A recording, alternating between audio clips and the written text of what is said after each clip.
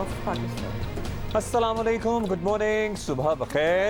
Assalamualaikum, good morning everybody. Welcome to Geo Pakistan with Huma and Abdullah. और अगर जब हम अभी आ रहे थे शो के अंदर तो अगर आपने मुझे सुन लिया हो कहते हुए कैरन ऑफ पाकिस्तान तो शायद आपको एक वीडियो याद आ जाए जो कल आई है मंजरे आम पे और एकदम से वायरल हो गई है. But I think we should explain this term for the people who are watching us right लेकिन पहले टर्म बाद में करेंगे, पहले वीडियो बताएं. अच्छा, वीडियो ये है कि एक कराची के रेस्टोरेंट में आपको पता है अब SOPs के तहत रेस्टोरेंट में आप जाते हैं तो आपको अपना वैक्सीनेशन सर्टिफिकेट दिखाना होता है. I have done that so many times. Mask पहनना होता है और वो तो पहनना ही होता है और फिर भी आपको अपना सर्टिफिकेट वैक्सीनेशन का दिखाना होता है. तो कराची के एक रेस्टोरेंट की वीडियो वायरल हुई जिसमें खातून इस बात में मुसर हैं कि किसी को हक नहीं पहुंचता उनसे उनका वैक्सीनेशन सर्टिफिकेट दिखाने का कहे और वो किसी को ये इजाज़त नहीं देंगी. बकौल उनके कॉन्स्टिट्यूशन ऑफ पाकिस्तान की ये वायलेशन है कि किसी की जुर्रत कैसे हुई कि किसी ने उनसे मतलब उनका वैक्सीनेशन सर्टिफिकेट तो मांग लिया. आपको क्या हम बताएं, अगर वीडियो है तो हम आपको दिखा भी सकते हैं क्योंकि वाई नॉट. जब उन्होंने ये केयर नहीं की कि दुनिया उनकी वीडियो देखेगी तो हम क्यों करें. पर कहने का मतलब है इतनी कोई ऐसी आर्ग्यूमेंट जिसकी कोई बेसिस ना हो कि जी मुझ पे है, मेरा राइट है, आप होते कौन है मुझे कहने वाले. बाय लॉ अब अगर आप वायलेट करेंगे तो आपको सजा भी हो सकती है, आपको फाइन भी हो सकता है. ये बाय लॉ है कि जब आप रेस्टोरेंट्स खोले गए हैं आप vaccination certificate is certainly not the violation of constitution of Pakistan. और ये SOPs सरकार ने, हुकूमत ने ही तय किए हैं और ये हम सब की बेहतरी के लिए हैं, भलाई के लिए हैं. अगर आप इस तरह की हरकतें करके अपना मजाक उड़ाना चाहते हैं तो देख लीजिए कि दुनिया ने कैसे आपका मजाक उड़ाया. खातून, मुझे तकलीफ इस बात की थी कि वो कोई खातून कोई पढ़ी लिखी और जाते जाते उन्होंने ये भी कह दिया I am a human rights activist. तो इतनी वायलेशन क्यों कर रही हो. बट एनीवे तो लिहाजा पढ़ाई में कोई कमी नहीं थी, अंग्रेजी भी उनकी फरफर थी जो कि टिक मार्क्स होते हैं ना, सब कुछ ठीक था. लेकिन अगर नहीं था तो दिमाग नहीं था कि वो इस बात को समझ सकें. और आफरीन है वैसे उस रेस्टोरेंट के स्टाफ पे जिन्होंने बहुत ही पेशेंटली, बड़ी ही तहम्मुल से उनका सामना किया. वरना बहुत कुछ चाहते तो कह भी सकते थे वापस. एग्जैक्टली. और मुसलसल चूंकि वो वीडियो बना रही थी और सामने वाला एक गलत आर्ग्यूमेंट के ऊपर आपकी वीडियो भी बना रहा हो फिर भी आप कामली बिहेव करें तो ये जैसे कहते हैं ना टिक मार्क, पूरे number for the hospitality of the staff. तो बहुत ही शर्मनाक किस्म की बात है. And yet being assertive about it. Because दूसरों के लिए बहुत ज़रूरी है कि जहां भी आप जा रहे हो, किसी भी पब्लिक स्पेस पे, चाहे आप मॉल में जा रहे हो, किसी रेस्टोरेंट में जा रहे हो, किसी हॉल में जा रहे हैं, भाई अब आपकी ये जिम्मेदारी है कि आपने अपना वैक्सीनेशन सर्टिफिकेट अपने फ़ोन के अंदर, अपने वॉलेट के अंदर, अपनी गाड़ी के अंदर, अपनी मोटरसाइकिल के अंदर कहीं भी उसका कोई सबूत रखना है. देयर इज नो बहस ऑन दिस. अभी तो आई वाज जस्ट थिंकिंग ये खातून अगर बाय एयर कहीं ट्रैवल करेंगी डोमेस्टिक भी अगर पाकिस्तान में तो फिर इनके साथ क्या होगा. क्योंकि वहाँ तो बड़ा स्ट्रिक्टली, क्योंकि अभी मैं आई हूँ लाहौर से वापस, जाते हुए भी मेरा वैक्सीनेशन सर्टिफिकेट चेक हुआ है, वापसी पे भी.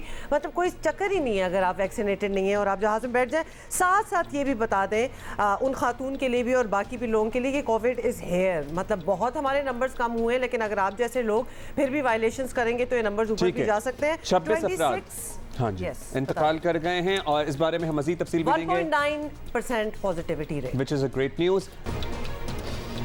भाई रोज़ाना तो हम यहाँ होते हैं और आप लोग यूजुअली अपने दिन का आगाज़ हमारे साथ करते हैं. तो इन वन ऑफ द वीकेंड्स हमने सोचा कि हम अपने दिन का आगाज़ कहीं और जाकर करें.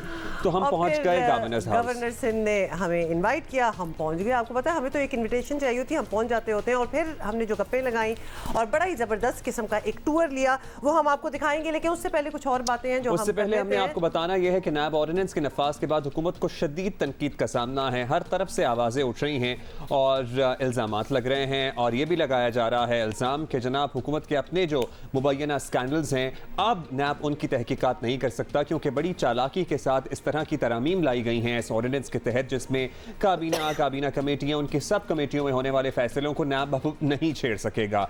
एहतसाब का नारा लगाने वाली PTI ने खुद को एहतसाब से आज़ाद कर लिया है.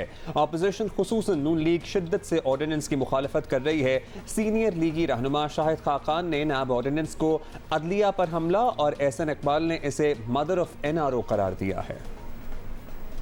ये ऑर्डिनेंस मुकम्मल तौर पर बंदियती पर मबनी है। हुकूमत की करप्शन के लिए NRO है, अदलिया पर हमला है और इंसाफ के निज़ाम में मुदाखलत का जरिया है। जिन 700 अफराद पेंडोरा लीग में आए हैं, नैब उनसे सवाल नहीं कर सकते। जिन 5 वफाकी वज़रा और बशीरों के नाम आए हैं पेंडोरा लीग में, उनसे नैब सवाल नहीं कर सकते। इमरान खान साहब ने कहा हुआ है कि जब कीमतें बढ़ती हैं, जब टैक्स बढ़ते हैं, तो वज़ीर आज़म चोर होता है, हुक्मरान चोर होते हैं। ये तमाम अपनी बनाई हुई स्टैंडर्ड्स के मुताबिक करप्ट तरीन हुक्मरान है पाकिस्तान की तारीख के।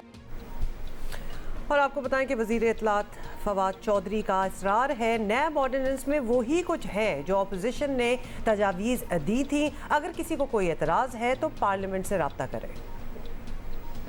PMLN का मुसवदा उठा के देखें जो उन्होंने तजवीज़ पेश की थी, तो आधी अमेंडमेंट्स वो हैं जो अपोजिशन इसमें करना चाह रही थी। अगर किसी का कोई एतराज़ है तो वो पार्लियामेंट में ले आएगा। ये तो वो तमाम मुतालबे थे जो अपोजिशन खुद कर रही थी। यही तो प्रॉब्लम है। आप इलेक्टोरल रिफॉर्म्स की बात करें, अपोजिशन जो है उसके ऊपर उनको कोई पता नहीं है। आपने नैब रिफॉर्म करना है, उसके ऊपर अपोजिशन ने मुखालफत करनी है। तो ये तो एक रोते हुए बच्चों का एक इज्तिमा है। तो लोग इनसे थके हुए हैं, वैसे इनकी कौन सुनता है। PTI पूरी जो है वो इस नैब ऑर्डिनेंस में जमीन के पीछे खड़ी है।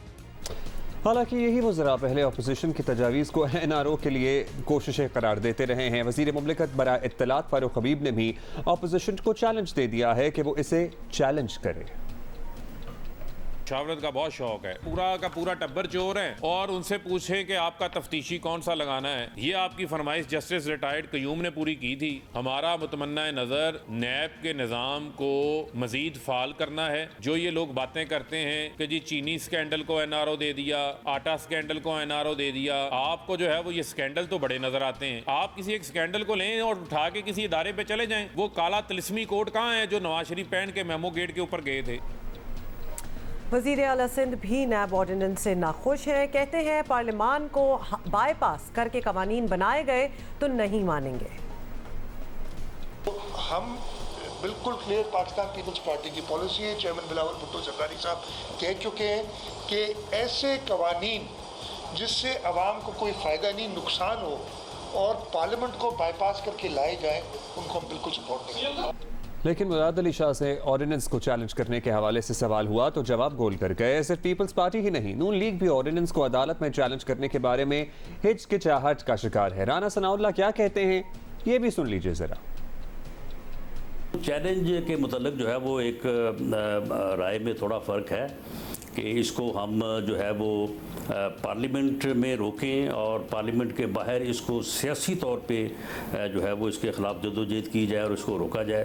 क्योंकि अगर हम किसी फोरम पे इसको चैलेंज करेंगे तो फिर ये सारा मामला जो है वो वहाँ पे जाके जो है वो फिर ये क्लोज़ हो जाता है और उसके बाद वहाँ से आने वाला फ़ैसला जो है वो अगर अवामी तवक्कुआत और इंसाफ के तकाज़ों के ऊपर पूरा ना हो तो उससे फिर उल्टा नुकसान होता है। हम चाहेंगे कि पूरी अपोजिशन जो है वो मिल के जो है वो इस वारदात को रोकने के लिए जो है वो मैदान में आए। और आपको बताएं कि पाकिस्तान बार काउंसिल और सुप्रीम कोर्ट बार एसोसिएशन ने नैब ऑर्डिनेंस को काला और ड्रैकोनियन कानून करार दिया है और इसके खिलाफ लाहे अमल तय करने का ऐलान भी किया है। पाकिस्तान बार और सुप्रीम कोर्ट बार के इस एतराज़ से लगता है कि आने वाले दिनों में ऑर्डिनेंस अदालती फोरम पर पहुंच सकता है। So let's see what will happen over there. क्या होता है इसी पे बात कर लेते हैं। राना सनाउल्लाह साहब भी हमारे साथ मौजूद हैं। राना साहब शुक्रिया। राना साहब, नैब ऑर्डिनेंस तो आ चुका है, बज़ाहिर इसके एक एक नुक्ते पर अपोजिशन को सख्त एतराज़ात हैं। सबसे ख़तरनाक या काबिल एतराज़ क्या चीज़ है, ज़रा हम और आप अपने वोटर्स और सपोर्टर्स के लिए एक्सप्लेन करते हैं। हुकूमत की बहुत ही जो है ये एक गलत रवश है कि वो किसी भी मामले के ऊपर अपोजिशन को जो है वो ऑन बोर्ड नहीं लेना चाहती, मुशावरत नहीं करना चाहती। दूसरा ये है कि ये जो इन्होंने नैब ऑर्डिनेंस नाफिज किया है, इसमें पहली बात तो ये है कि नैब के चेयरमैन को का अहदा जो है, जो कि बुनियादी रूह थी कानून की, कि वो एक्सटेंडेबल नहीं होना चाहिए। जो साहब आएँ वो इस लालच के बगैर कि उनको दोबारा एक्सटेंशन हो सकती है, वो अपनी ज़िम्मेदारियां निभाएं और अपना टेनर मुकम्मल करके वापस चले जाएँ। तो एक तो उन्होंने उसको एक्सटेंडेबल कर दिया है और जो चेयरमैन चले आ रहे हैं उनको जो है वो कंटिन्यू भी करवा दिया है। दूसरा ये है कि इन्होंने जो तमाम डिसीजन फोरम्स हैं वो सूबाई सतह पे हैं या वफाकी गवर्नमेंट की सतह पे हैं या वो स्टेचुटरी बॉडीज़ हैं, उन तमाम डिसीजन मेकिंग फोरम्स को ही जो है वो नैब की एम्बिट से निकाल दिया है, बजाय इसके कि जो ब्यूरोक्रेसी के लोग या जो प्राइवेट बिजनेसमैन हैं वो जिस हद तक अपने आप को सेव करना चाहते थे कि उनको ब्लैकमेल ना किया जाए, तो ये उस हद तक महदूद रहते, क्योंकि ख़ुद इनके डिसीजन ऐसे हैं और वो सूबाई और वफाकी सतह पे हैं, तो इनको मालूम था कि कल को हम तो इसमें आएंगे ही आएंगे, तो इन्होंने जो है वो ख़ुद को एक बहुत बड़ा NRO से नवाजा है। I wonder that why are you surprised Rana साहब कि हुकूमत ऑपोजिशन से बात नहीं कर रही? हाँ, लेकिन राना साहब करना क्या है, मतलब ऑप्शंस हैं कुछ आपके पास और मैं गिनवा भी देती हूँ। आपके पास एक फोरम है पार्लियामेंट का, एक है अदालत का और एक ये कि सड़कों पर आ जाए, तो उससे तो किसी ने रोका नहीं। तो मुस्लिम लीग नून किस तरफ जाएगी और कब जाएगी, ये बताएं। देखिए, मेरी ज़ाती राय तो ये है कि ये तीनों फोरम ही अपोजिशन को इस्तेमाल करने चाहिए, क्योंकि ये बहुत ख़तरनाक मूव है कि ख़ुद को जो है वो हर चीज़ से जो है वो मुबर्रा कर लिया है, जो लूट मार की है, जिस तरह से इस मुल्क को लूटा है पिछले 3-4 सालों में, और जिस तरह के स्कैंडल्स किए हैं, जिस तरह के माफियाज पले हैं, तो ख़ुद को तो जो है वो हर चीज़ जो है वो माफ़ करवा ली है, NRO दे लिया है, और दूसरी तरफ अपोजिशन को जो है वो सज़ा दिलवाने के लिए और अपोजिशन को रास्ते से हटाने के लिए, अपोजिशन को विक्टिमाइज़ करने के लिए जो है वो एक बाकायदा एक पूरा जो है वो तरीक़ाकार जो है वो क्रिएट किया गया है।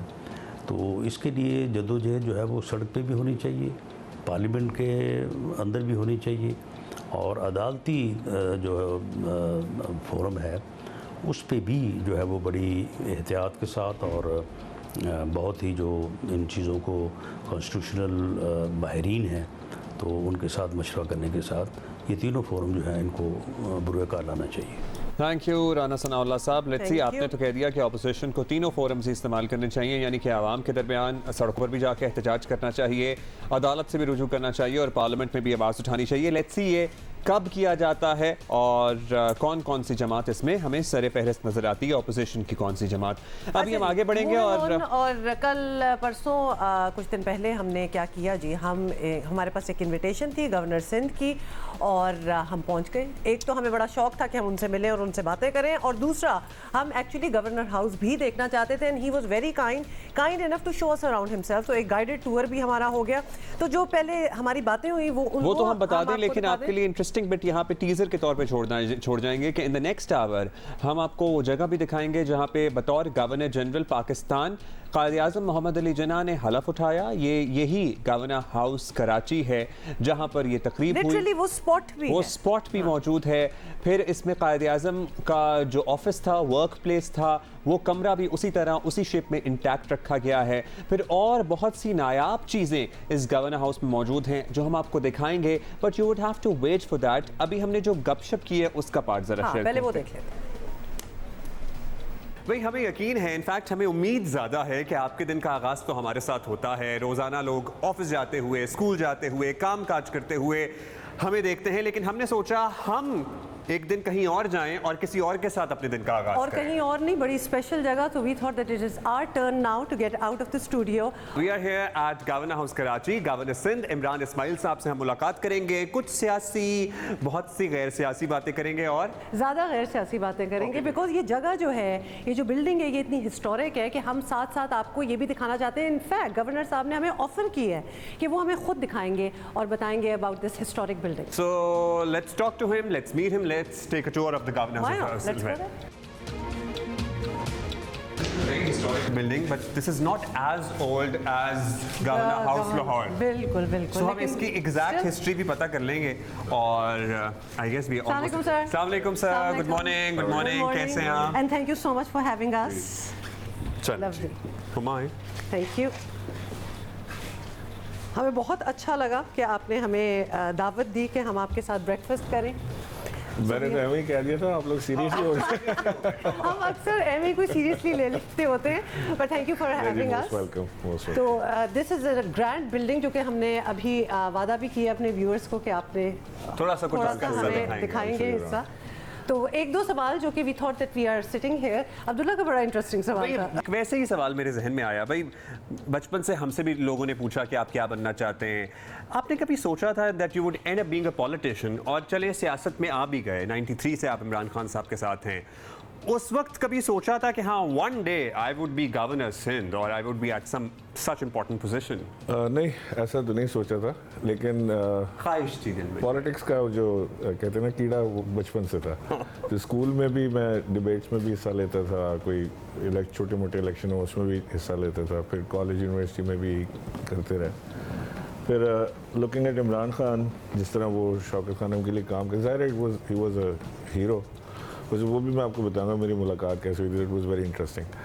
तो वो when I join him for Shaukat Khan, तो माय मदर टोल्ड मी कि ये पॉलिटिक्स में आए और तुम्हें बड़ा शौक है पॉलिटिक्स का, तुम मेरे से पहले प्रॉमिस करो कि जिस दिन इसने पॉलिटिक्स में आया तुम नहीं जाओगे इसके साथ। तो मैं बात हाँ कर देता था ऐसे कि, और फिर मैं जब खान साहब से बात करता था कि आपको पॉलिटिक्स में आना चाहिए, आप पॉलिटिक्स में आते हैं, लोग पसंद करते हैं आपको, वो कहते नहीं सोशल वर्क से ही हम करेंगे सारा काम। तो he had no intentions of coming towards politics till late 95।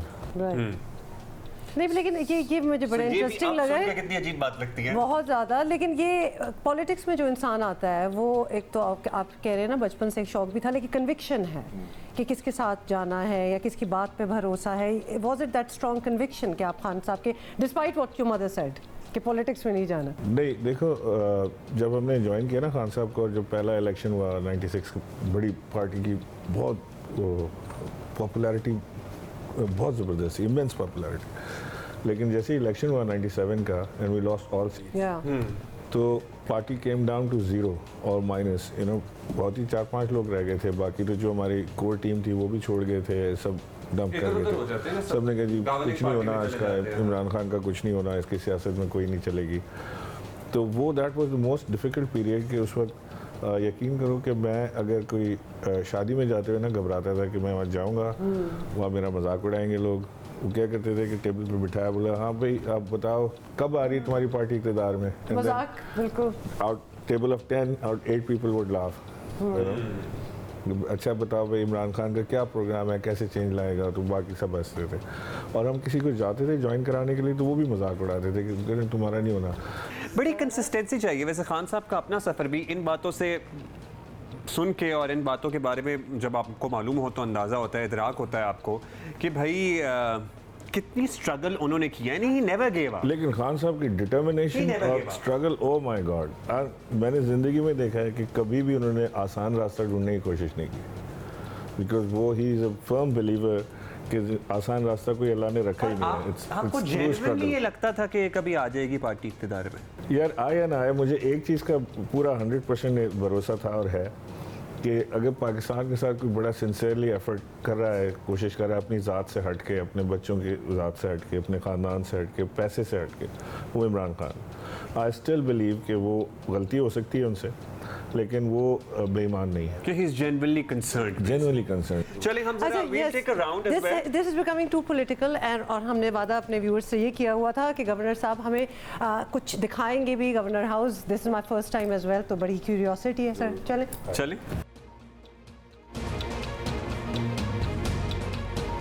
Please. ये गवर्नर साहब हैज़ जस्ट टोल्ड अस कि कायद आज़म मोहम्मद अली जिन्ना ने as a governor general of Pakistan इसी गवर्नर हाउस में ओथ लिया था। ये उस वक्त की तस्वीरें और एग्जैक्टली किस जगह लिया था वो भी हमें दिखा देते हैं।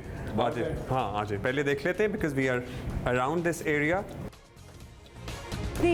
हिस्टोरिक स्पॉट है जहाँ कायद आज़म from where it all started, he was right here. कितनी वैसे आइकॉनिक, एक आपको फीलिंग भी कितनी ज़बरदस्त होती होगी कि we are in the same vicinity of these. And I feel beyond lucky कि ये जो कायद के इस्तेमाल में जगह थी वो वहाँ पे आप इस्तेमाल कर रहे हैं। And then I'm sure double the responsibility. Absolutely. So उसका बोझ भी, बर्डन भी ज़्यादा हो जाता है ना।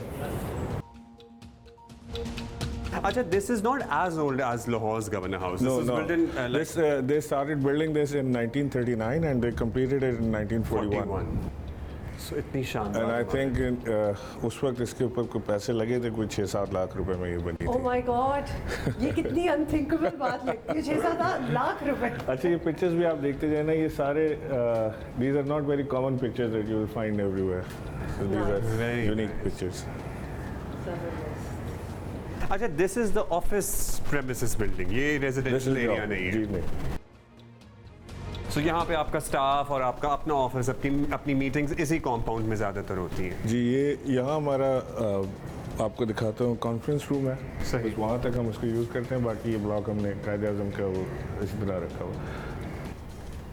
Nice. Selfie. It does seem It like does look like a selfie. आगे से गांधी साहब ने ना अपना मोबाइल निकाला हुआ है, and they're smiling in that manner as well. Definitely historic pictures in a very historic building. It is quite a privilege actually to be here. अच्छा, इसकी इम्पोर्टेंस ज़रा बताइए अब गवर्नर साहब. This is a room. Look at this carpet. ये kite की जो pictures हैं जिसमें वो आपको मेरे ऑफिस में जो पिक्चर लगी है जिस पर बैठे हुए हैं, this is the same carpet. And this is about 400 year old. There's एक खुशबू है of time. I don't know. It feels like it's preserved. तो ये उसकी एक. See the chair I showed you outside, जिस पर काइट बैठे हुए थे. Of course, that's same the chair. one. Can I go close and see that? सो ये कायदे आज़म का वर्क प्लेस था बेसिकली. Workplace था, जी. बेसिकली. ये जो कमरा है भाई, इसकी तारीखी अहमियत का अंदाज़ा आप लगाइए कि कायदे आज़म जब गवर्नर जनरल पाकिस्तान बने थे तो उन्होंने इसी इमारत के अंदर अपना हलफ उठाया था. और फिर I feel lucky to be touching this piece. Yes, and I'm like, look at this chair. He sat in this chair basically. He sat on this chair. Lovely. This is the very table that Qaid used for his office table. Qaid की favorite clock थी. Oh wow. इसमें 2 चाबियों से wind इसको करते थे. What I'm told, I'm not sure. What I'm told is that they stopped the watch when Qaid died. Okay. And it's for. But we have to recheck this. Yeah. We have to recheck this. And there are some other belongings as well. These are his books.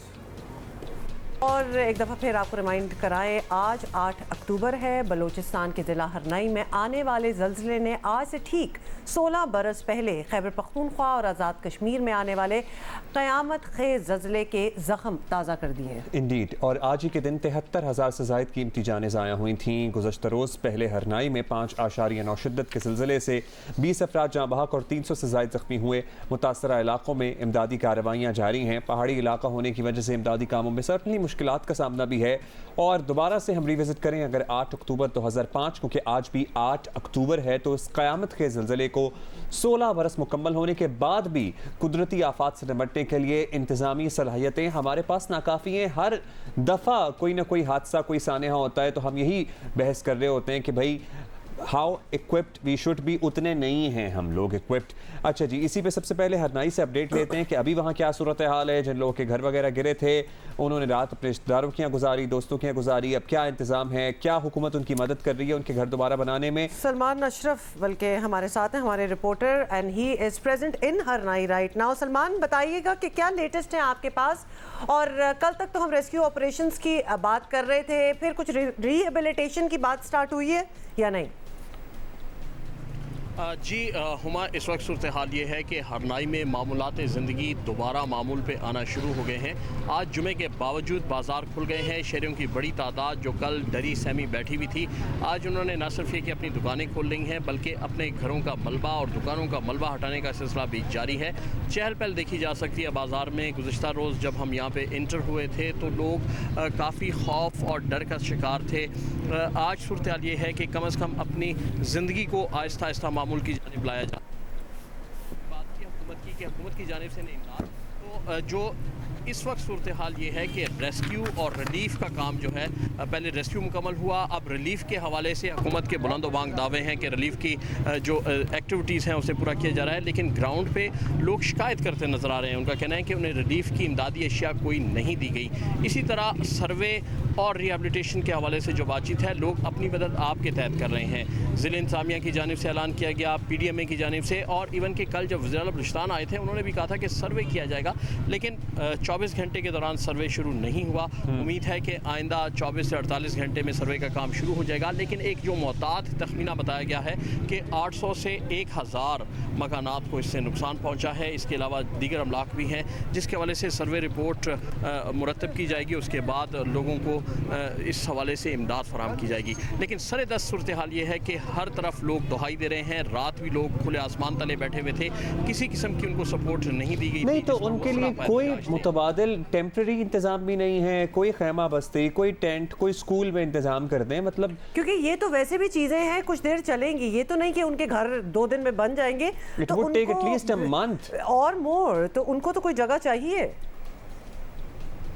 अच्छी बात यह है कि यहाँ पर ना तो कोई खैमा बस्ती लगाई गई है, ना टेंट बस्ती लगाई गई है, और ना ही उन्हें किसी स्कूल या किसी सरकारी इमारत में मुंतकिल किया गया है। सबसे जो अहम पॉइंट ये है कि यहाँ पर जितने मकानात खड़े हुए हैं सारे मिट्टी के बने हुए थे, उनमें क्रैक्स पड़ गए हैं, दीवारों में क्रैक्स हैं। जो मकानात खड़े हैं उनके मकीन भी घरों के अंदर सोने को तरजीह नहीं दे रहे, वो खुले से। वेरी राइट, जो घर गिर गए वो तो गिर ही गए ना, वो उनका तो कहानी और ही है। वो जो नुकसान हुआ है, जो जिनमें दरारें पड़ गई हैं, वो भी काबिल रिहाइश नहीं रहे हैं। बहुत शुक्रिया सलमान, बहुत बहुत शुक्रिया हमसे बात करने का। और एकदम से दिल हिल जाता है, पहले तो इतना बड़ा नेशनल डिजास्टर आपका आया हो, नेशनल डिजास्टर, और उसके बाद कोई इमदाद भी ना हो और कुछ इस किस्म के। हम एक्सपेक्ट कर रहे थे कि कोई खैमा बस्ती, कोई टेंट सिटी अब तक खड़ी हो गई होगी।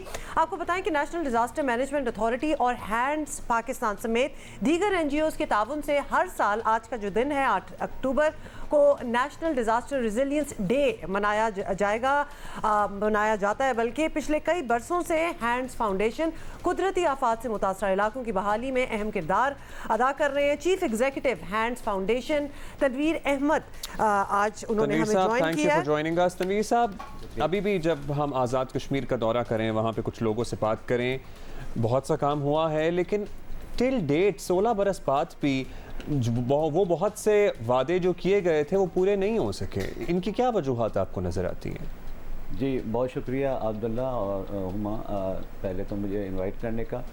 16 साल हो गए 8 अक्टूबर को 2005 को, और अल्हम्दुलिल्लाह मुझे भी कुछ मौका मिला था उस जगह साने को करीब से देखने का और लोगों की कुछ खिदमत करने का। मैं अलाई में था, अलाई वैली जो कि KP का एक रीजन है, वो कटी हुई थी। उस वक्त हमें हेलीकॉप्टर से वहाँ लैंड कराया गया था, और ये कश्मीर का जो पूरा एक ज़लज़ला था, बहुत ही दहशतनाक ज़लज़ला था, पाकिस्तान की तारीख़ का बहुत बड़ा, और उससे पहली दफ़ा हम मुकम्मल तौर पे हिल गए थे इस लिहाज से कि एक ऐसा बड़ा डिज़ास्टर जिसको हम कोप नहीं कर सकते थे, जिसकी तकनीकी सलाहियतें हमें नहीं थी। उसके बाद हमने ये सारी एजेंसीज़ डेवलप की, अल्हम्दुलिल्लाह कि नेशनल डिज़ास्टर मैनेजमेंट अथॉरिटी बन गई कौमी सतह पे, और फिर प्रोविंशियल डिज़ास्टर मैनेजमेंट अथॉरिटी सूबों की सतह पे पाई गई, और इसी तरह सिविल सोसाइटी ऑर्गेनाइजेशन और हैंड जैसी NGOs ने भी अपनी कैपेसिटी डेवलप की डिज़ास्टर मैनेजमेंट पे रिस्पॉन्स करने के लिए। तो मसाइल तो बहुत ज़्यादा थे, और सबसे अहम बात ये हमें समझनी चाहिए कि कुदरती आफात तो हमेशा से आती हैं और आती रहेंगी, लेकिन हमारे पास ऐसे सिस्टम होने चाहिए, ऐसे वसाइल होने चाहिए कि वो कुदरती आफात को उसके असरात को लिमिट किया जा सके। मसलन अब हरनाई की बात कर रहे थे, या हम बाग कश्मीर वाला 2005 की बात करें, तो हमारे घर उस इलाकों में जहाँ पे ज़लज़ले आने के इम्कानात हैं या सैलाब आने के इम्कानात हैं, तो उस किस्म के होने चाहिए कि जो ज़लज़ले का मुकाबला कर सकें। ये ऐसे ज़लज़ले हर दुनिया में हर जगह आते हैं, जापान में सबसे ज़्यादा आते हैं, लेकिन वहाँ पे अमवात इतनी नहीं होती जितने 5.9 के अर्थक्वेक में हरनाई में 20 अफराद शहीद हो गए। नहीं तो उसके लिए आपने क्या किया? हमारे यहाँ जापान में तो चलें लकड़ी के बड़े लाइट वेट घर बनाए जाते हैं, यहाँ पे तो लोगों को समझा ही नहीं सकते। आपके 200 किलो सरिया जब तक नहीं डालेंगे वो घर ही नहीं समझते। Tanveer sahab, just to give you an update, शायद आप सुन रहे हो, अभी हमारे रिपोर्टर से बात हो रही थी, हरनाई में कच्चे मिट्टी के घर थे जो गिर गए, अभी तक तो खैमा बस्ती भी नहीं उनको दी गई। तो हमारा ये तसव्वुर करना कि हम उस किस्म के अर्थक्वेक प्रूफ घर बनाएं, और दूसरा कैपेसिटी बिल्डिंग क्या हो सकी इतने साल? जी हाँ, नहीं ये बहुत अहम पॉइंट है जिस पे आप बात कर रही हैं। आवारान में हम 2013 में यही हालात देख चुके हैं और आवारान के ज़लज़ले की नौयत उसके असरात बहुत ज़्यादा थे। वहाँ पे कोई 1000 से ज़ायद लोग के घर जो है वो डिमोलिश हो चुके थे। आवारान में भी हमने फिर अपनी जो साइंटिफिक इंजीनियरिंग के तौर पे जो मॉडल बनाया वहाँ पे 500 से ज़ायद फैमिलीज़ को हमने वो घर बना के दिए। वहाँ पे 5000 से ज़ायद फैमिलीज़ को वो घर बना के दिए और वो घर जो है वो आपको ज़लज़ले से महफूज रख सकते हैं। इस वक्त जो बलूचिस्तान की मैं बात करूँ, जो अगर बलूचिस्तान की हम बात कर रहे हैं तो यहाँ के देही इलाकों में मिट्टी और पत्थर के घर बनाए जाते हैं जो कि ज़लज़ला वाले इलाकों में बहुत ही नुकसानदेह हो सकते हैं और यही वजह होती है कि वो पत्थर जब गिरता है तो उससे चोट लगती है, उससे। अच्छा, कैपेसिटी बिल्डिंग की आप बात कर रहे थे तनवीर साहब, कैपेसिटी हमारी ठीक है, पहले तो कुछ था ही नहीं, अब ये एनडीएमए, पीडीएमए, हैंड्स जैसे इदारे बन गए। हमारे पास क्या वो इक्विपमेंट भी आ गया, हमारे पास वो सिस्टम भी बन गए हैं कि किसी भी किस्म के साने में हमारा एक एसओपी है रिस्पॉन्ड करने का, ऐसा कुछ सब स्टैब्लिश हो गया? जी बिल्कुल, अब एसओपीज तो बन चुके हैं, फ्रेमवर्क बन चुके हैं, नेशनल लेवल पे बहुत अच्छा सिस्टम बन चुके हैं, प्रोविंशियल लेवल पे पंजाब की में बहुत अच्छे सिस्टम बन चुके हैं, बाकी सूबे में पीडीएमएस को उसी तरह, और उसके नीचे एक और लेवल होता है डिस्ट्रिक्ट का जो कि उससे भी ज़्यादा अहम है। वहाँ पे डिस्ट्रिक्ट डिजास्टर मैनेजमेंट अथॉरिटी है जो ज़िले सतह पे काम कर रही होती है, उसको बहुत ज़्यादा स्ट्रेंथन करने की ज़रूरत है। उसकी कैपेसिटी अभी बहुत अंडरमाइन है और अंडरमाइन हर लिहाज से, उनकी ह्यूमन रिसोर्स के लिहाज से भी और इक्विपमेंट और बहुत सारा काम होने की ज़रूरत है। बहुत शुक्रिया आपका शेख तनवीर अहमद हमारे साथ हैंड्स को रिप्रेजेंट कर रहे थे। आई एम जस्ट हैप्पी कि there is an organisation which is working towards something like this. जनाब, एक चीज़ की मुबारकबाद आपको देनी है कि बड़ा बाबरकत महीना रबीउल अव्वल का चांद नज़र आ गया है, सो उसका आगाज़ भी हो गया और जैसे ही रबीउल अव्वल का चांद नज़र आता है ना, हमारे गली मोहल्ले, कहीं कहीं चौराहों पर, कहीं कहीं घरों पर, कहीं कहीं बाज़ारों पे आपको वो उसके असरात और उसकी फेस्टिविटी और उसकी सेलिब्रेशन नज़र ऑलरेडी आना शुरू हो जाती है। That is right. So as the people were waiting for it and people are actually waiting for it, और जैसे ही चांद नज़र आया मुझे कहीं कहीं वो रोशनियाँ, लाइटें, वो सब कुछ नजर आना शुरू हो गया। छोटे बच्चों के लिए वो तो एक एक्साइटमेंट ऑफ सीइंग और फिर मकसद भी सिखाना कि ये क्यों है सारा, तो बड़ा एक अच्छा सिलसिला जो है वो शुरू हो जाता है। So we were actually talking about it in the break और अपनी भी हम कोई बचपन की यादें ताज़ा कर रहे थे, तो वी थॉट कि हम आपके साथ भी शेयर करेंगे। अच्छा जी, हम शुरू करते हैं मौसम की बात और मौसम के असरात। हाँ, और अब वो आपको पता है ना, वो वाला टाइम ऑफ द ईयर आ गया है जब पंजाब में बहुत ज़्यादा स्मॉग होना स्टार्ट हो जाती है, तो इस पर कुछ मेजर्स लिए गए हैं जो कि बड़े प्रीएम्प्टिव हैं, जिनसे हम आपको आगाह करेंगे। और सबसे पहले तो आपको एक दफ़ा रिवाइज करके बताएं कि पंजाब में स्मॉग सीजन की आमद पर सूबाई हुकूमत जो है उन्होंने चौकन्ना हो गई है, क्योंकि ज़रा पहले ही आ गई है। स्मॉग के बाकायदा आगाज से पहले ही आफत करार देकर दफ़ा 144 नाफिज कर दी गई है और सूबे भर में, इसका मतलब यह है कि सूबे भर में एक माह के लिए कूड़ा करकट और फसलों की बाकियात जलाने पर पाबंदी है। और एक्चुअली बहुत ही आला बात की है कि ये ऑलरेडी आप करना शुरू कर दें इससे पहले कि टोटल स्मॉग जो है वो आपके ऊपर आके बैठ जाए। इन्हीं चीज़ों से स्मॉग बनती भी है। पुराने डिज़ाइन के भट्टों को भी बंद रखा जाएगा, अमल दरामद ना करने वालों के खिलाफ कानून के मुताबिक कार्रवाई की जाएगी। बर वक्त इक़दाम काबिल तारीफ है, अब इस पे इम्प्लीमेंट भी हो ना। पंजाब हुकूमत को पाबंदियों का सख्ती से नफाज भी सर्टनली यकीनी बनाना होगा। नहीं, लेकिन अब इन्होंने प्रीएम्प्टिवली ये कर दिया तो मकसद यही होगा ना कि इसको इन्फोर्स भी किया जा रहा है। अच्छा जी, इस पे एक मेहमान है हमारे साथ और नए तर्जुमान हुकूमत Punjab Hasan Khawar sahab. Hasan sahab, welcome to Geo Pakistan, it's the first that we are talking to you. अब बताइएगा कि पंजाब में स्मोक का मसला कई सालों से है सर और बहुत बढ़ चुका है, लोगों की तबीयत ख़राब होती है, साइंस वाले तो बेचारे बहुत ही उकताए हुए होते हैं और जिनको अस्थमा है वो भी बड़े परेशान होते हैं, वो कर जाते हैं। तो इस बार काफ़ी आप लोगों ने संजीदा लिया है, 144 दफ़ा नाफिज कर दी है, पाबंदियाँ भी लगाई गई हैं। सो उसके बारे में बताइए कि इसको कैसे इम्प्लीमेंट कराएंगे, क्या सख्तियाँ होंगी, कैसे नाफिज कराएंगे ये पाबंदियाँ जो आपने अनाउंस की हैं। कि जो ईंटों के भट्टे होते हैं, ब्रिक किल्न, ये एक बहुत बड़ा सोर्स है जो कि माहौल को आलूदा करते हैं और अल्लाह के फजल से पूरे पंजाब के अंदर 100% जो भट्टे हैं वो ज़िग ज़ैग टेक्नोलॉजी पे जा चुके हैं, जिससे इस दफ़ा स्मॉग के कंट्रोल में पहले से बहुत फ़र्क पड़ेगा। दूसरा ये है कि अब हुकूमत 50,000 से 1 लाख तक फ़ाइन भी करेगी अगर कोई इससे निकलेगा या किसी का नहीं सही चल रहा होगा।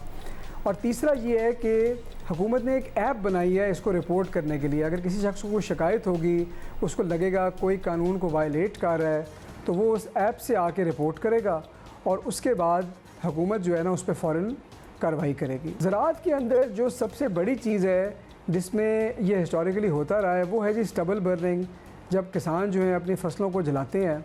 और अब हुकूमत पंजाब जो है वो उसको स्पार्को के मैप्स के अंदर से मॉनिटर करती है ताकि वो हॉटस्पॉट्स देख सके, और उसके ऊपर भी हम इन्फोर्समेंट भी कर रहे हैं और उसके ऊपर भी 50,000 तक जो है जुर्माना हुकूमत कर रही है। इसके अलावा एक बहुत बड़ा मसला कमर्शियल व्हीकल्स है जो बहुत काला धुआं छोड़ते हैं और वो काफ़ी इसमें एडिशन करते हैं। उसके ख़िलाफ़ भी पिछले कुछ रोज़ में ट्रैफिक पुलिस ने, हुकूमत ने धड़ाधड़ कार्रवाई की है, जुर्माने किए हैं, और कोशिश ये है कि सीज़न के आने से पहले ज़्यादा से ज़्यादा ऐसी गाड़ियों को सड़क से हम उतारें ताकि आपका जो माहौल है वो गंदा ना हो। चलिए, ये तो आपने एक्सप्लेन कर दिया। हसन साहब, ये भी बताइएगा कि जो पाबंदियां लगाई जा रही हैं, ज़रूरी है कि उन पर सख्ती से अमल दरामद भी हो, मतलब वरना तो फिर ये सिर्फ पेपर वर्क ही हो गया ना। तो इस काम पर किसकी ड्यूटी लगाई जा रही है? कौन कौन लोग हैं जिनसे आपने मेक श्योर करना है कि ये सब इम्प्लीमेंट हो और ये हो फॉलो? जी देखिए, तमाम की तमाम एजेंसियाँ इस पर काम कर रही हैं। इस पर पहले मैं एक ये वजाहत कर दूँ कि पहले हमें दफ़ा 144 की ज़रूरत इसलिए पड़ती थी कि ये एक कैलेमिटी के तौर के ऊपर रजिस्टर्ड नहीं था स्मॉग जो है। पिछले साल जो कैलेमिटी एक्ट है मेरा ख्याल है 1958 का, उसके अंदर इसका इंदराज कर दिया गया है और अब इस कानून के तहत हुकूमत जो है वो बिल्कुल इसके ख़िलाफ़ कार्रवाई कर सकती है। ये आपने बात बिल्कुल ठीक की कि उस कानून का कोई फ़ायदा नहीं जिस पर अमल दरामद ना हो, और मैंने इसीलिए आपको अर्ज़ की कि इस वक्त हमारा तमाम फोकस इन्फोर्समेंट के ऊपर है। इस वक्त हमारा तमाम फोकस इसको अमल दरामद कराने पे है। ये वो महीने हैं जिसमें सिर्फ एक्शन होगा, बाकी का जो साल है वो कवानीन चेंज करने के लिए, रेगुलेटरी चेंजेस करने के लिए, प्लानिंग करने के लिए है। लेकिन ये जो महीने हैं ये सिर्फ़ और सिर्फ एक्शन और अमल दरामद के महीने हैं। अच्छा हसन साहब, स्मॉग का ज़्यादा मसला बॉर्डर पार सरगर्मियों की वजह से पैदा होता है, ये भी बताया जा रहा है और ये साल से हमने ऑब्ज़र्व भी किया है। तो क्या उस तरफ भी किसी से रब्ता हुआ है, बातचीत करने की कोशिश की गई है? भाई ज़ाहिर है एक ही हवा है जिसमें सबने सांस लेना है, ज़मीन पर बॉर्डर है, इसका मतलब ये तो नहीं है कि एक दूसरे से कोऑपरेट ना किया जाए। देखिए, हम हर दफ़ा कोशिश करते हैं, हम अभी भी वफाकी हुकूमत से बात करेंगे कि वो जो है हिंदुस्तान से बात करें और इस मसले पे साथ दें, क्योंकि देखिए ये वो मसला है जो दोनों हुकूमतों का है, ये कोई सिर्फ पाकिस्तान का मसला नहीं है। और अगर हम इस मसले को अपने एंड पे ठीक कर लें और वो ना करें तो फिर जाहिर है कि हमें भी उसका इम्पैक्ट आएगा। तो हम ये बिल्कुल हर साल कोशिश करते हैं, इस दफ़ा भी करेंगे। क्या मैं समझता हूँ कि ये कोशिश कामयाब रहेगी। उम्मीद पे दुनिया कायम है। वो क्या है कि पेवस्ता रह शजर से उम्मीदें बाहर रख, लेकिन अगर आप हिस्ट्री को देखें, हिस्ट्री ऑफ एनी एविडेंस, तो मुझे लगता नहीं कि हमें कोई खातिर खा वहाँ से कामयाबी हासिल होने लगी। अच्छा, एक लास्ट एक सवाल भी हमने आपसे पूछा। हाँ, ये सारी बातें तो हो गई, लेकिन आपसे आज हमारी जरा पहली मुलाकात हो रही है और होती ही रहेगी तो एटलीस्ट जब तक आप तर्जुमान हैं। इंशाल्लाह, फिंगर्स क्रॉस्ड। तो आपको मुबारकबाद भी देना थी हमें, और आप हुकूमत पंजाब के तर्जुमान बन गए हैं। लेकिन ये जो करियर है ना, ये ज़्यादा महफूज या लॉन्ग टर्म साबित नहीं होता। खासतौर पर ये पोस्ट है, चले करियर नहीं हम कहेंगे, एक्चुअली ये वाली जो पोस्ट है, तो पिछले तर्जुमानों ने जो गलतियां की थी काश कि वो अब तक आइडेंटिफाई हो गई हो ताकि वो दोहराई ना जाए, क्योंकि हम हमेशा पूछते रहते हैं भाई पिछले वाले को क्यों हटाया, तो हमें कभी जवाब नहीं मिलता। So have you worked on it, Hasan साहब? देखिए, पहले तो आपने कहा कि महफूज है कि नहीं। जिसने महफूज होने की फ़िक्र करनी होती है वो तो खेल के मैदान में उतरता नहीं है। तो जब खेल के मैदान में आप उतरेंगे तो आपको खेलना पड़ता है। अब बात यह है कि ये कप्तान की मर्ज़ी होती है कि वो किस खिलाड़ी को किस ऑर्डर के ऊपर खिलाए और उससे कैसे काम ले। आपने पूछा माजी की गलतियाँ, मेरा अप्रोच ये है कि हमें आगे की तरफ देखना है, हमें पीछे की तरफ नहीं देखना। और अगर पीछे की तरफ देखना है तो कुछ सीखने के लिए देखना है कि हमारे से जो प्रेडेसेसर थे, मेरे जो प्रेडेसेसर्स थे, उनकी क्या क्या खूबियाँ थी, क्या क्या उनकी स्ट्रेंथ्स थी और वो मैं कैसे ले सकता हूँ। और मेरा जो इसके ऊपर तरीक़ाकार होगा ज़ाती तौर पे वो ये होगा कि हम जो हक़ाइक़ हैं, जो दादो शुमार हैं, वो अवाम के सामने रखें, उनको मदद दें ये बताने में कि हुकूमत पंजाब क्या काम कर रही है, ताकि वो ख़ुद ये फ़ैसला करें कि ये हुकूमत अच्छी है या पिछली हुकूमत अच्छी थी, और आइंदा आने वाले इलेक्शन में वो फिर अपने ज़मीर के हिसाब से फैसला करें। पिछले वालों की खूबियां और स्ट्रेंथ्स बहुत अच्छी बात है, खामियां भी ज़रूर देखें, क्योंकि खूबियों की वजह से तो नहीं उनको हटाया गया ना, खामियों की तो वजह से हटाया गया। खामियों पे भी ज़रा नज़र डाल लें। लेकिन बहुत अच्छा लगा आपसे बात करके। हसन खान, अच्छा जी, दोबारा से आपको गवर्नर हाउस कराची लिए चलेंगे। इन केस आपका कभी नहीं इत्तेफाक हुआ जाने का, और सर्टनली बहुत से लोगों का नहीं हुआ, तो हम आपको दिखाते हैं फिर। This is also Mrs Quaid, ये भी हम, बिकॉज ये भी बड़ी रेयर फोटोज हैं। मिसेस रत, this is his some crockery and cutlery. और ये आप देख रहे हैं ना, ये सिंध का लोगो था, ये एस और उसके ऊपर ब्रिटिश क्राउन बना हुआ। अच्छा, ये कुछ सुपरमैन भी लग रहा है। जस्ट मैंने एकदम से देखा है तो ये सुपरमैन है। Superman got it from us basically. They got it from us. This is the original logo of Sindh. Then it was changed. Look at the cutlery. Yes, very classy, I must say. Excellent. Well, he was a classy man. Qaid-e-Azam had class here. Yes, he was a classy man. I mean, like हर चीज From उनकी shoes जो to है, suits to cutlery to everything. to cars. To Look at cars, his cars as well.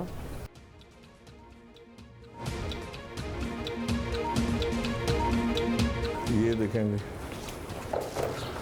this is Qaid का passport की copy. और the interesting part is the domicile.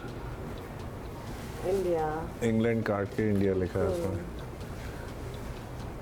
1876. Why do I? Okay, this is just my thing. कि अब उनका stature और उनका रुतबा देखें ना, तो feels like he must be a 6'2", 6'3" kind of man. But I'm just reading that उनकी वो height लिखी हुई है 5'10", 5'10", yeah. which is our normal This Pakistani. is a normal thing. This is his attendance sheet of his Madrasatul Islam College. This is Muhammad Ali Jinnah Bhai. अच्छा, अब hand written चीजें देख के भी अजीब ही लगता है ना, अब तो एवरीथिंग और हैज ये टू बी। एक लाहौर म्यूजियम ने हमें गिफ्ट किया था। Oh wow. इसके अंदर जो कायद की पिक्चर्स हैं, they are very unique. These are actual photographs. Actual photographs, yes. Past governors. Oh, nice. Starting from? Starting from here. Oh, yeah. Okay. Starting from here. यहाँ पे हमारी जो बड़ी मीटिंग्स होती हैं, जो प्राइम मिनिस्टर आते हैं, या दिस इज़ वेरी इंटरेस्टिंग। ये गेम ऑफ थ्रोन्स किसके है भाई? ये है king Edward the seventh. When he, Edward the Seventh. yeah, when he came to Pakistan, not Pakistan, India. So he brought his throne with him, and he left it here How is it so shiny? because we keep it maintained. Come here, come on this side. It's all engraved here. Oh, nice. Mary की coronation थी, उसमें भी यही crown से use हुई। पाकिस्तान ने जब Commonwealth में पहली अटेंडेंस की थी, तो ये उसकी ट्रॉफी है। ये सिरेमिक है? ये सिरेमिक है। म्यूजिक इस गवर्नर हाउस में शुरू से है। आपका टेस्ट क्या है वैसे म्यूजिक? वो आपका अपना पर्सनल तो हमें पता ही है कि आप वैसे बाय द वे आप गाते रहते हैं। ये हमारी ऑफ कैमरा बात हुई है, लेकिन अब जरा हमारे व्यूअर्स के लिए, या वो एक ही गाना वो था? एक गाना था आपका? नहीं, तब्दीली के गाना लिए? तो एक ही रिकॉर्ड करा है। वैसे मैं घर पे गाते रहता हूँ, तो मेरे बच्चे अभी भी सुनते नहीं हैं। लेकिन आपका वो एक गाना पूरे पाकिस्तान ने सुना। हमारे अगर कोई चार्ट्स होते हैं, went all over the world. It went all over the world. जहाँ पाकिस्तानी रहते हैं, समझते हैं लोग उर्दू, वो गाना चला और वो गाना पसंद किया वैसे लोगों आपने ने। सोचा कि it could be your alternative career singing? I think I'm late for that. No you not. Oh well, हमारी तरफ से आपको इनकरेजमेंट है, बिकॉज म्यूजिक होना चाहिए So I think we जिंदगी should में। sit अब somewhere. पीएम साहब ने कहा है दूसरा गाना बनाने के लिए, तो I'll you make one actually song on for it? 23. अच्छा भाई, ज़बरदस्त, ये तो सैर वैर हो गई। अब आप ये सोच रहे होंगे कि हमने कराची के चूँकि मसाइल का अंबार है, उस बारे में गवर्नर साहब से बात क्यों नहीं की। उस बारे में हमने बात की है, वो आपको सुनवाएंगे इन अ फ्यू मिनट्स। लेकिन अभी एक क्विक ब्रेक लेते हैं। और टेक्नोलॉजी के मैदान में मयार के साथ साथ जिद्दत फराहम करने वाली कंपनियों में से एक सैमसंग। कौन इस नाम से मुतारिफ नहीं है? कौन है जिसके घर में सैमसंग का कभी कोई मोबाइल फ़ोन नहीं रहा? हाल ही में एक्चुअली सैमसंग ने गैलेक्सी Z Fold 3 और गैलेक्सी Z फ्लिप 3 मुतारिफ करवा दिए हैं। अब ये फ़ोन हमने तो अभी कुछ देर पहले ही देखे हैं, लेकिन इन केस आपके पास है तो आप अपना एक्सपीरियंस शेयर कर सकते हैं जियो पाकिस्तान टीवी पे। लेकिन बताने के लिए जी हमें ज्वाइन किया है उमर घुमन साहब ने, जो कि कंट्री हेड सैमसंग मोबाइल्स हैं फॉर पाकिस्तान एंड अफगानिस्तान। उमर, बहुत बहुत शुक्रिया आपका, you are on the show today. Please raise the phone and show us the phone first of all. और एक सवाल, क्योंकि हमने इसके एड्स भी देखे हैं, ये बड़ी अच्छी तरह फोल्ड हो जाता है, फ्लिप हो जाता है। पहली चीज़ ही मुझे प्लीज़ बता दें, फ़ोन्स इतनी बुरी तरह जब गिरते हैं और टूटते हैं तो दिल भी साथ टूट जाता है। तो ये जितनी बार खुलेगा बंद होगा, आप लोगों ने कोई एक्सपेरिमेंट किया कि how many times it can open and, क्योंकि मुझे तो टेंशन ही रहा है कि भाई ये अगली दफ़ा खोलूंगा तो सही होगा कि नहीं होगा, रहेगी और खोलेगी। First of all, thank you so much. Assalamu alaikum, everyone, Pakistan, and to you people as well. And thank you so much having me on this very prestigious show. Yes, phone गिर के टूटे तो बड़ा अफसोस होता है, लेकिन अगर स्ट्रॉन्ग फ़ोन हो तो फिर अफसोस ज़्यादा नहीं होता, इसलिए वो टूटता कम है। Sure. अच्छा, ये मैं आपके सामने फोल्ड एंड फ्लिप की कैटेगरी फ़ोन की एक बार दिखा दूँ, because since I am sitting in a separate room and you are sitting in a separate room, so here you know this is our flip 3, ये आप देख रहे हैं जी बिल्कुल, और this is a fold, so this is a foldable and flip category. अब ये आपने जैसे बताया कितनी बार खोल सकता है कि आप 2 लाख दफ़ा तो खोल सकते हैं फ़ोन को और बंद कर सकते हैं, ये तो ट्राइड एंड टेस्टेड है। 2 लाख के बाद भी शायद हो सकता हो, लेकिन 2 लाख दफ़ा तो डेफिनेटली कोई मसला नहीं होगा। अच्छा उमर साहब, ये बताइएगा, ये जनरेशन 3 है by the way foldable devices की। एक ज़माने में बिल्कुल ख्वाब लगती थी ये चीज़ें, लेकिन अब हमारे सामने हैं, हकीकत है। ये जो फोल्डेबल फ़ोन है, it's quite big in size और सर्टनली फोल्डेबल है तो चौड़ा भी है। सो क्या it can provide you as an alternative to a laptop or something like that, yes, that you would have to carry? Why should we actually have this phone? क्यों मैं इतना बड़ा साइज का फ़ोन रखूँ अपने साथ? पहले लैपटॉप से बात कर लेते हैं। हाँ। मैं आपको बता दूँ, मैं I live in Lahore, I travel to Karachi, stay in Karachi for 3 days and I travel back and forth. 3 दिन से मैंने अपना लैपटॉप खोल के नहीं देखा, despite of heading the business, और I've been using this phone all along. So I have not used my laptop and I've been, you know, running all the affairs in Samsung from my, you know, Fold 3 device. अच्छा, एक चीज़ जो बड़ा फिक्रमंद करती है आवाम को, जब इतने high tech और इतने एडवांस फ़ोन हो जाते हैं ना, फिर उन्हें बार बार एट टाइम्स चार्ज भी करना पड़ता है, तो बैटरी टाइमिंग इन दोनों फ़ोन्स की कैसी है? Battery time it's a very smart device जो कि बैटरी ऑप्टिमाइजेशन करती है। So you don't have, processors are very very fast. तो उस लिहाज से ये इसमें battery is not an issue. But coming back to your own point, why should people actually buy it? So let me just list down few things. It has got one of the strongest bodies. इसकी Gorilla Glass screen है, aluminium armor है इसके अंदर, ये water resistant है। और इसके अलावा when you say why should we use it and why should we, you know, we're looking at certain multiple functions. So जब मैं इस फ़ोन को अगर खोलता हूँ तो इसके अंदर I can open 3 screens at the same time. Wow. For example, अभी ये आपको 3 screens नज़र आ रही हैं। मेरे ये अपने प्रोफाइल है, LinkedIn, Instagram and Facebook. All 3 are there. Right. So ये basically, फॉर एग्जाम्पल एक खातून है घर में, वो यूट्यूब पे अपना कोई आपका जियो का प्रोग्राम देख रही हैं, उसके बाद वो कहती हैं मैंने घर का हिसाब किताब करना है, वो साथ साथ अपना कैलकुलेटर भी खोल लेती हैं। उसके बाद वो कहती हैं कि मैंने अपने इंस्टाग्राम या व्हाट्सएप के ऊपर भी चीज़ें देखनी है, तो वो उनमें से कोई एक ऐप खोल के तीनों चीज़ें तीनों चीज़ें इकट्ठे चला सकती हैं, and without having to get disturbed while watching her YouTube favorite drama serial. ये तो actually revolution है। बिल्कुल, ये ज़रूर बताइएगा कि because it's flipping and folding, तो if you are watching something inside, तो वो फिर क्या on top screen भी आ जाएगा? If you fold it back. क्या options हैं इसकी? देखें, ये for example ये front screen है, और जब मैं इसको खोलता हूँ तो ये इनर स्क्रीन है, इस पर भी वैसे ही ऐप खुल जाती हैं। So जो स्क्रीन इसके ऊपर होती है वैसे ही होती है। मैं आपको फ्रंट एंड फोल्ड स्क्रीन की एक बड़ी मज़ेदार बात बताता हूँ। फॉर एग्जांपल मेरे पास ये है और मैंने अभी यहाँ से कैमरा किया, और अभी आपको जो मुझे इस स्क्रीन पे कैमरा नज़र आ रहा है इस वक्त स्क्रीन पे, मैं अगर ये ऐसे करूँ तो आप लोगों को हमारे कैमरामैन नज़र आ रहे होंगे। That's true, बिल्कुल। बड़े हैंडसम से यहाँ पे इसी स्क्रीन के अंदर। सो बेसिकली ऐसा हो रहा है कि if I'm taking your photograph, you can also see on the other side कि मैं आपकी कैसे पिक्चर फोटोग्राफ ले रहा हूँ। ये तो ये वाला फीचर मुझे सबसे ज़्यादा पसंद आया। मतलब ये सेलिंग पॉइंट है इसका। उमर, ये ज़रूर बताइएगा it looks it and I am sure that it's a very expensive phone.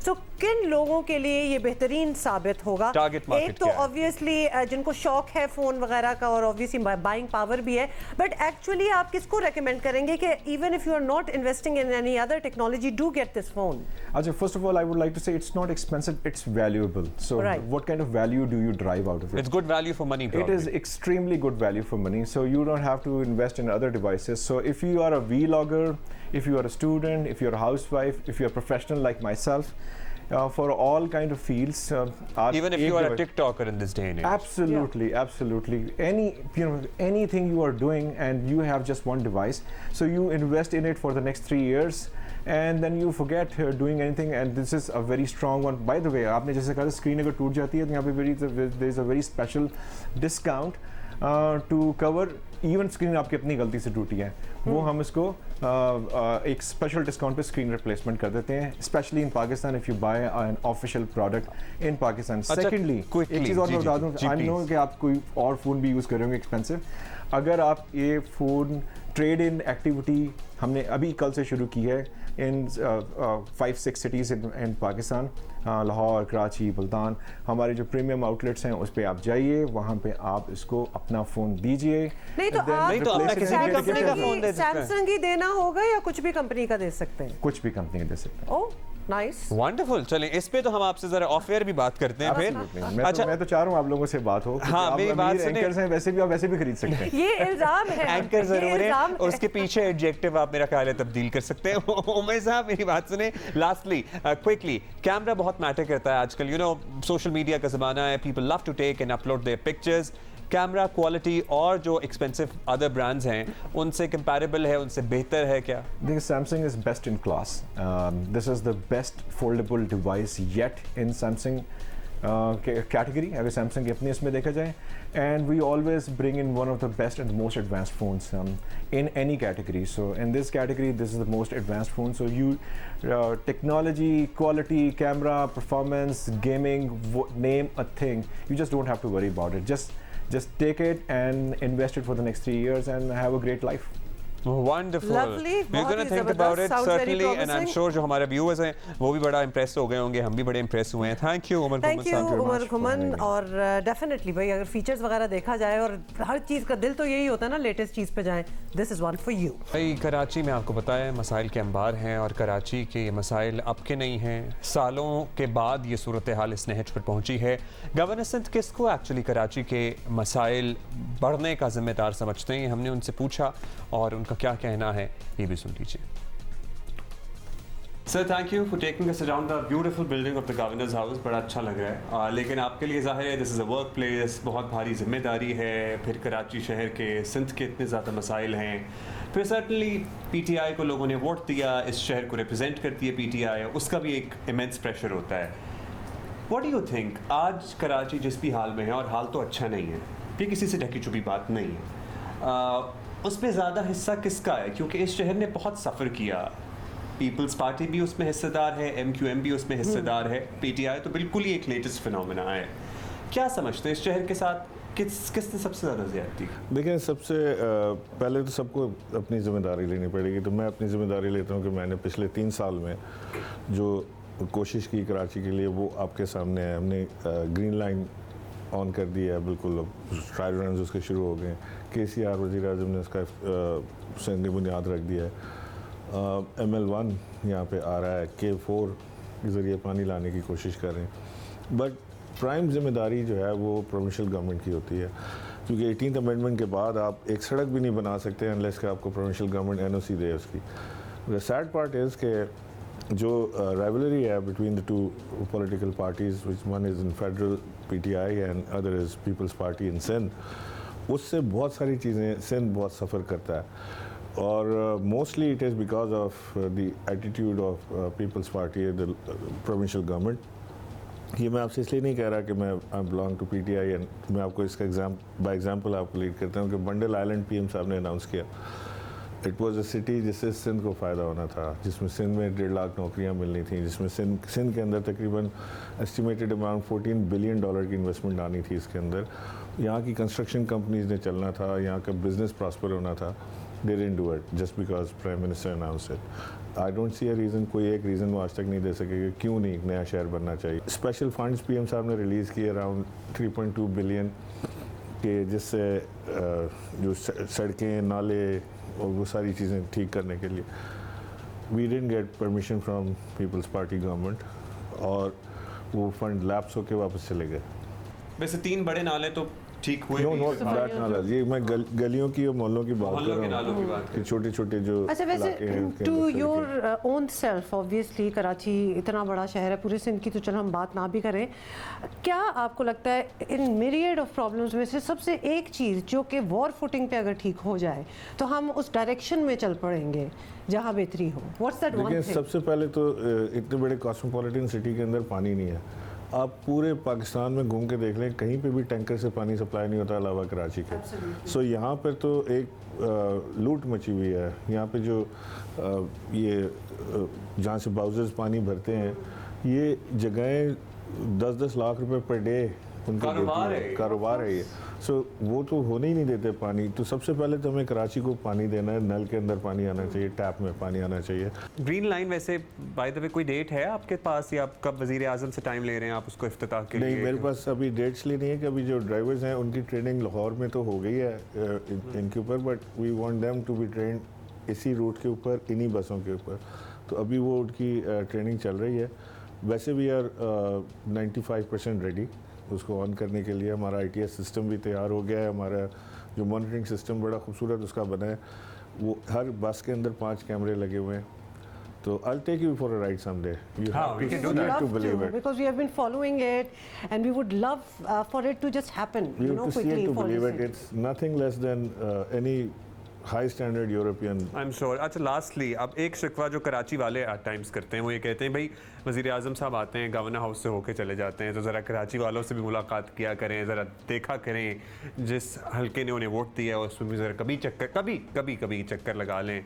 सो उनकी तवज्जो लाहौर पे ऐसा लगता है लोगों को ज़्यादा. आपको बताएं, देखिए पूरे पाकिस्तान में वज़ीर आज़म का ये बड़ा स्ट्रॉन्ग बिलीफ है कि उनकी आमद से लोगों को तंग नहीं होना चाहिए. बिकॉज जहाँ पर भी वो जाएंगे वहाँ पे उनका प्रोटोकॉल लगता है, वहाँ रूट लगते हैं, वहाँ पे वो ब्लॉक किया जाता है, लोग फंस जाते हैं, एम्बुलेंसेस फंस जाती हैं. तो he doesn't want to be doing that. But on the flip side लोगों की ये ख्वाहिश है, तो खुशी का लेवल आप देख लें कि क्या होगा. और साथ अगर मैं इफ आई मे से सो तो मुंह भी बंद हो जाएंगे जिनका ये कहना है कि वो आते हैं और कराची को टाइम नहीं देते. जब यहाँ पर आते हैं तो यहाँ पे तो उनकी मुलाकातें होती हैं सारे ऑल सेगमेंट से. लेकिन जाहिर है कि अगर वो हलकों में जाना शुरू करें वज़ीर आज़म, तो आप खुद तसव्वुर करें. अगर आपको लगता नहीं है वो लाहौर ज़्यादा वो जाते हैं, लाहौर ज़्यादा लगता क्या है? हाँ, वो जाते तो हैं of course. He is very comfortable naturally, Lahore उनका शहर है. बट लाहौर में शायद काम भी ज़्यादा होता है, जिम्मेदारी भी उनकी ज़्यादा है. ये जियो पाकिस्तान में हमें ऐसी क्वेरीज वगैरह आती रहती हैं, तो लिहाजा हम समझें कि लोगों की एक ख्वाहिश है जब वो जो आप तक लाएं. सिंध में PTI की गवर्नमेंट आएगी तो PM साहब यहाँ ज़्यादा चक्कर लगाएंगे. यानी कि आप हैं 23 में. Are you hopeful sir? I'm positive. We are positive. चलिए जी, इसी पॉजिटिव नोट पे फिर हम इजाजत ले लेते हैं आपसे. And once again, thank you so much for having us over. और बड़ा ही ज़बरदस्त एक आपने टूर दिया हमें और of course हमारे viewers के actually. Thank you. That is it. I hope this was our day out at the Governor House. Indeed. और by the way, open to public भी है on the weekend. So if you are in town in Karachi, you can go visit it. अच्छा जी, we're going to see you on Monday. Wear a mask. Stay safe. Bye. Have a great weekend.